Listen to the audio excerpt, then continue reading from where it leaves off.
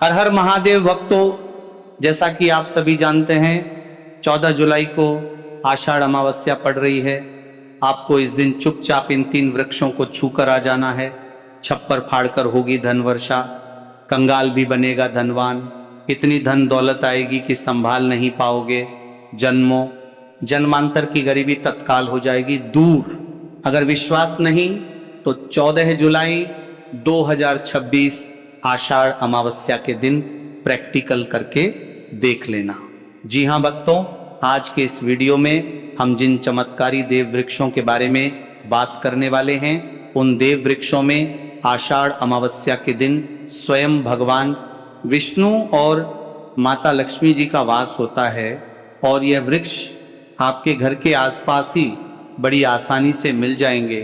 इन देव वृक्षों के बारे में स्वयं महादेव ने अपने प्रिय भक्त रावण को बताया है कि कोई भी व्यक्ति सही समय पर, सही मुहूर्त पर, सही क्रिया अनुसार 14 जुलाई आषाढ़ अमावस्या के दिन इन देव वृक्ष को छूकर चुपचाप आ जाता है तो उसके घर में स्वयं महादेव की कृपा बरसती है और उसके जीवन में चल रही गरीबी, दुख, कष्ट सब समाप्त हो जाते हैं।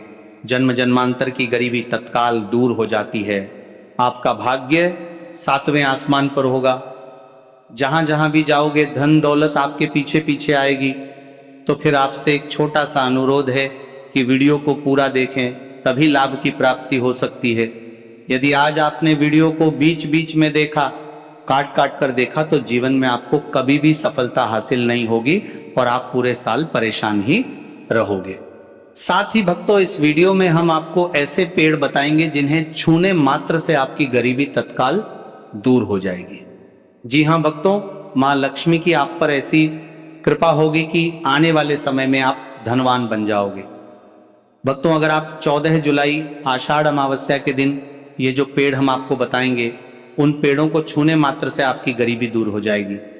भक्तों, इस बार आषाढ़ अमावस्या कई वर्षों बाद विशेष संयोग में आई है। तो जिन वृक्षों के बारे में हम आपको बताने वाले हैं, अगर आप उन्हें हमारे बताए अनुसार सही समय और शुभ मुहूर्त देखकर छू लेते हैं तो यकीन मानिए आपके जीवन में कुछ दिनों बाद धन की वर्षा होने लगेगी। फिर आपके जीवन में आपको उन्नति करने से कोई नहीं रोकेगा पाएगा। आपकी हर मनोकामना पूरी होगी, खुशियों से भर जाएगा आपका घर। यदि आप 14 जुलाई आषाढ़ अमावस्या के दिन इन देव वृक्षों को छू लेते हो तो तीनों देव ब्रह्मा, विष्णु, महेश का आपको आशीर्वाद मिल जाएगा। इसीलिए भक्तों, इस वीडियो को पूरा देख लीजिए। तो चलिए जानते हैं कि कौन से ऐसे पौधे हैं जिनको 14 जुलाई आषाढ़ अमावस्या के दिन छूकर आ जाना है। लेकिन उससे पहले अगर आप इस चैनल पर नए हैं तो चैनल को सब्सक्राइब करके वीडियो को एक लाइक जरूर करें। साथ ही आप अपनी राशि या अपने शुभ नाम को कमेंट बॉक्स में जरूर डाल दें, क्योंकि हम आपकी राशि से जुड़ा भाग्य भी बताते हैं और भाग्य में चल रही परेशानियों को तत्काल दूर करने के लिए आसान से आसान उपाय भी बताते हैं। इसीलिए आप अपनी राशि कमेंट बॉक्स में जरूर डाल दें। तो भक्तों, उन चमत्कारी वृक्षों को बताने से पहले हम आपको आषाढ़ अमावस्या के बारे में जानकारी दे देते हैं, ताकि आपको उन देव वृक्षों को छूने के लिए सही शुभ मुहूर्त का पता लग जाए। आषाढ़ अमावस्या तिथि 14 जुलाई को मनाई जाएगी। इस दिन पूजा, स्नान और दान पुण्य करने का सबसे श्रेष्ठ समय शुभ मुहूर्त सुबह 4:30 बजे से लेकर 10:43 बजे तक रहेगा। इसके अलावा पितरों की पूजा और श्राद्ध तर्पण के लिए अभिजीत मुहूर्त दोपहर 6 बजे से 12:59 बजे तक है। धार्मिक मान्यताओं के अनुसार आषाढ़ अमावस्या पितरों की शांति, श्राद्ध कर्म और स्नान, दान के लिए अत्यंत महत्वपूर्ण मानी जाती है।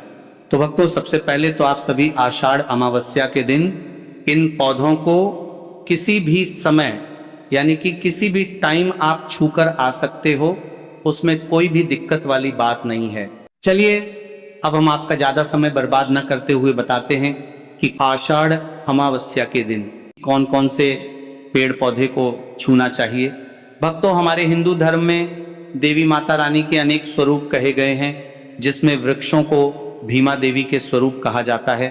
तो आज हम आप लोगों को ऐसे वृक्ष के बारे में बताएंगे जिनको छूना बेहद शुभकारी बताया गया है।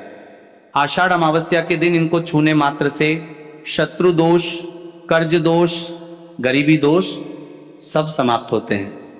यह दिन भगवान विष्णु और माता लक्ष्मी को प्रसन्न करने के लिए सबसे उपयुक्त दिन माना जाता है। और इस पावन पर्व में कुछ ऐसे वृक्ष हैं जो कि देव वृक्ष कहे गए हैं। ये देवी के स्वरूप होते हैं, माता काली के स्वरूप होते हैं।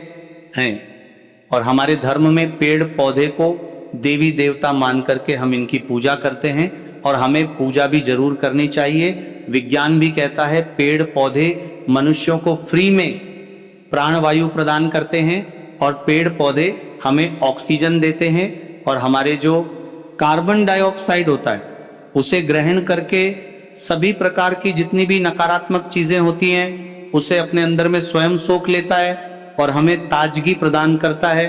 और आषाढ़ अमावस्या के समय में कुछ ऐसे पेड़ पौधे हमारे धर्मशास्त्र में कहे गए हैं जिनको छूने मात्र से व्यक्ति के बंद किस्मत के ताले खुल जाते हैं, व्यक्ति का सौभाग्य चमक जाता है।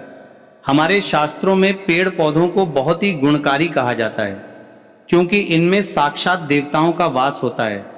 अनेक बीमारियों का उपचार पेड़ पौधों में ही छुपा है। पेड़ पौधों में कई जड़ी बूटियां पाई जाती हैं। और भगवान श्री कृष्ण ने गीता में स्वयं कहा है कि वृक्षों में मैं पीपल का वृक्ष हूं। पीपल के वृक्ष को वृक्षों का राजा कहा जाता है, क्योंकि पीपल वृक्ष की जो आयु होती है सबसे ज्यादा होती है, सबसे अत्यधिक होती है। पीपल वृक्ष सर्वशक्तिमान होता है, पूजा पाठ में अत्यधिक इसका महत्व होता है। तो चलिए आज हम आप लोगों को छुए जाने वाले वृक्ष के बारे में बताएंगे।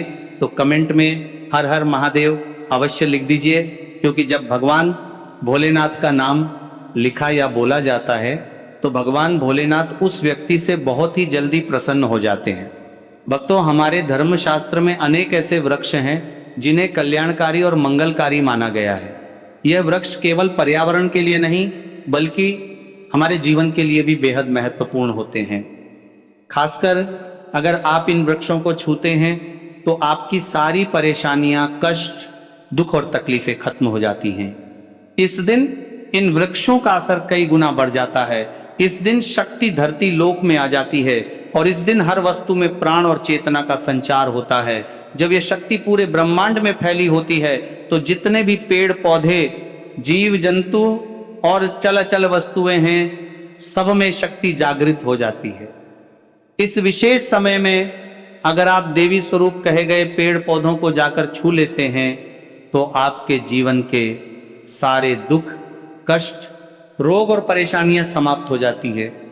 खासकर काल सर्प दोष, मंगल दोष, शनि दोष और राहु दोष जैसी समस्याएं तत्काल अपना असर छोड़ देती है और पूरी तरह समाज समाप्त हो जाती है। भक्तों, आज हम आपको 4 से 5 देव वृक्षों के बारे में बताने वाले हैं जिन्हें हमारे धर्मशास्त्र में बहुत महत्वपूर्ण माना गया है। ये चारों वृक्ष आपके जीवन में सुख, समृद्धि और खुशहाली लाने के लिए बेहद प्रभावशाली होते हैं। इसीलिए इस वीडियो को ध्यान से देखना, क्योंकि अगर आपने इसे बीच में काट कर देखा तो बाद में आपको पछताना पड़ सकता है। 14 जुलाई आषाढ़ अमावस्या का पर्व ऐसा है जब आपको लंबी लंबी पूजा पाठ करने की जरूरत नहीं होती है। बस अगर आप इन विशेष वृक्षों को आषाढ़ अमावस्या के दिन सही तरीके से छू लेते हैं और का आशीर्वाद लेते हैं तो गरीबी खत्म हो सकती है। यह वृक्ष इतने शक्तिशाली होते हैं कि आप अपनी आंखों से इनका असर देख सकते हैं, और खास बात यह है कि ये सारे देव वृक्ष आपके आसपास आसानी से मिल सकते हैं, तो आप इन्हें अपने घर के पास से ही ढूंढ सकते हैं। अब वीडियो में आगे बढ़ने से पहले अगर आपने अभी तक कमेंट बॉक्स में हर हर महादेव नहीं लिखा है तो कृपया हर हर महादेव जरूर लिखें और वीडियो को लाइक भी अवश्य ही करें। तो भक्तों, अब हम बात करते हैं कि कौन से वे 3 वृक्ष हैं जिन्हें हमें आषाढ़ अमावस्या के दिन छू कर आना चाहिए। ये वृक्ष ना सिर्फ आपके जीवन को खुशहाल बनाते हैं, बल्कि आपकी गरीबी और दुख दर्द को भी समाप्त कर दिया देते हैं। इसलिए हम चाहेंगे कि आप सब इन वृक्षों की पूजा जरूर करें और इन्हें छुएं, क्योंकि इस दिन इन वृक्षों की पूजा करने से आपको अनगिनत लाभ मिल सकते हैं। चलिए भक्तों, अब हम जानते हैं कि वे देव वृक्ष कौन से हैं जिन्हें छूने से हमारी गरीबी खत्म हो जाती है और जीवन में सुख समृद्धि का आगमन होता है। पहला वृक्ष है बेल का वृक्ष, जिसे हम बेल का पेड़ भी कहते हैं। सबसे महत्वपूर्ण माना जाता है। भगवान शिव को बेल के पत्ते अत्यंत प्रिय हैं और उन्हें शिवलिंग पर बेल पत्र अर्पित करने से विशेष पुण्य की प्राप्ति होती है। बेल का पेड़ शिव के पूजन के लिए अत्यधिक पवित्र माना जाता है। बेल के पत्तों का उपयोग भगवान शिव के पूजन में विशेष रूप से किया जाता है। बेल का वृक्ष माता पार्वती के पसीने से उत्पन्न हुआ और स्कंद पुराण के अनुसार यह वृक्ष देवी स्वरूप माना गया है, यानी यह नवदुर्गा के स्वरूप है। स्कंद पुराण की कथा में कहा गया है कि बेल वृक्ष की जड़ में गिरजा, तनों में माहेश्वरी, शाखाओं में दक्षिणाय नमो में माता पार्वती, फलों में कात्यायनी, फूलों में गौरी और इस वृक्ष के संपूर्ण शरीर में मां लक्ष्मी जी का वास होता है। माता पार्वती के पसीने से उत्पन्न होने के कारण यह पेड़ कई देवी देवताओं का स्वरूप माना जाता है। इसीलिए यह वृक्ष धार्मिक रूप से अत्यंत महत्वपूर्ण है। अगर आप संध्या काल में शिव मंदिर या नवदुर्ग मंदिर के पास बेल के वृक्ष के नीचे घी का दीपक जलाते हैं तो व्यक्ति धनवान, गुणवान और पराक्रमी बनता है। इस पेड़ के स्पर्श से व्यक्ति के सभी मनोरथ पूरे होते हैं। इस पेड़ को छूने से पहले आपको एक खास मंत्र भी बोलना चाहिए। वह मंत्र है दर्शन बिल्व वृक्षस स्पर्शम पापनाश अघोर पाप संहार। एक विलंब शिवार्पणम का अर्थ है कि यहाँ पर एक विलंब, शिवपर्पणम का अर्थ है बेल। वृक्ष का दर्शन और स्पर्श करने मात्र से सभी पाप समाप्त हो जाते हैं और शिव को चढ़ाया गया एक बेल पत्र पापों का नाश करता है। दूसरा वृक्ष है पीपल का वृक्ष। पीपल वृक्ष को हिंदू धर्म में अत्यंत पवित्र माना गया है। धार्मिक मान्यता के अनुसार पीपल के वृक्ष को छूने और श्रद्धा से प्रणाम करने से कई शुभ फल प्राप्त होते हैं। मान्यता है कि भगवान विष्णु का पीपल में वास होता है, इसलिए इसे स्पर्श कर प्रणाम करने से पुण्य की प्राप्ति होती है। मानसिक शांति और सकारात्मक ऊर्जा का अनुभव होने की बात कई लोग मानते हैं। नियमित रूप से श्रद्धा पूर्वक पूजा और परिक्रमा करने से जीवन की बाधाएं कम होने और सुख समृद्धि आने की धार्मिक मान्यता है। शनिवार या अमावस्या के दिन पीपल के नीचे दीपक जलाकर पूजा करने की भी परंपरा है।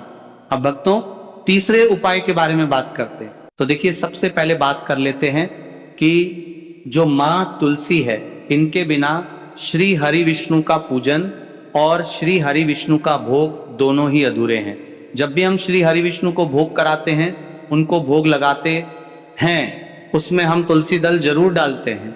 एक पत्ता डालेंगे लेकिन तुलसी दल जरूर डालते हैं, क्योंकि बिना तुलसी दल के श्री हरि विष्णु भोग अस्वीकार नहीं करते। और इस महीने में तुलसी का पूजन करने से व्यक्ति को सौभाग्य की प्राप्ति होती है। उसके घर में कभी निर्धनता नहीं आती। आप देखिए, सबसे पहले तो आपको इस महीने में एक हरा भरा तुलसी का पौधा अपने घर में जरूर लगाना चाहिए। अगर पहले से आपके घर में तुलसी का हरा भरा पौधा है तो बहुत उत्तम है। अगर नहीं है तो इसके महीने में तुलसी जी का पौधा जरूर लेकर आए, क्योंकि यह सबसे श्रेष्ठ महीना है तुलसी के पौधे को अपने घर लाकर लगाने के लिए।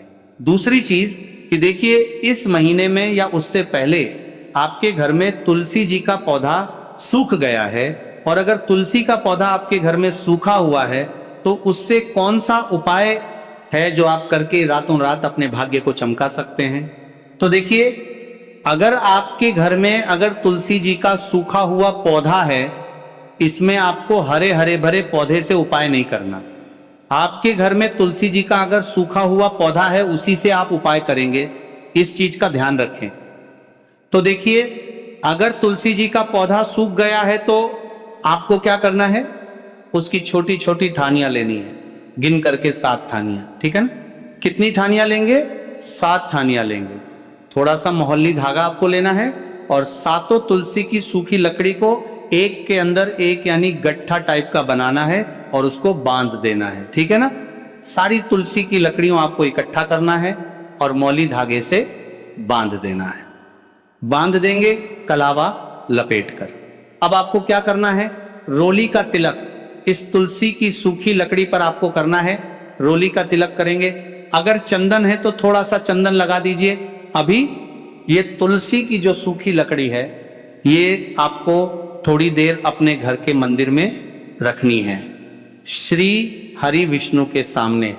और एक देसी घी का दीपक आपको श्री हरि विष्णु के सामने लगाना है।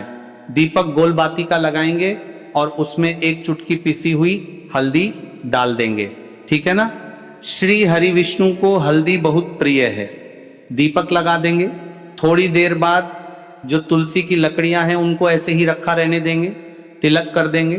अब थोड़ी देर बाद आपको क्या करना है, तुलसी की वो जो सूखी लकड़ियां आपने बांधी थी कलावे से, मोली धागे से, अब आपको उन्हें उठाना है। एक छोटे से लाल कपड़े में आप इसको रख लीजिए, ठीक है ना।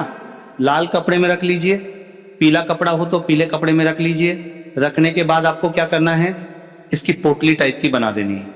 धागे से लपेटकर मौली धागे से ही पोटली बना लीजिए, आराम से बन जाती है। अब इस पोटली को आपको कहाँ रखना है, इसे आपको अपने घर के मुख्य द्वार पे टांगना है, ठीक है ना। अंदर की तरफ, बाहर की तरफ नहीं, अंदर की तरफ, मुख्य द्वार पर अंदर की तरफ टांग दीजिए। और माँ लक्ष्मी का ध्यान करिए, श्री हरि विष्णु का ध्यान करिए, उनसे प्रार्थना करिए कि हे धन की देवी माँ लक्ष्मी, आप मेरे घर में पधारिए और अपनी कृपा मुझ पर बरसाइए। इस तरह से आपको प्रार्थना करनी है और मंत्र बोलना है। ओम नमो भगवते वासुदेवाय नमः 11 बार यह मंत्र बोलना है।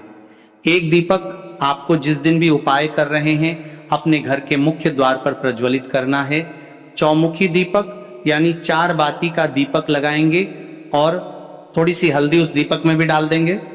मुख्य द्वार पर दीपक बाहर की तरफ लगाना है सीधे हाथ पर, ठीक है ना।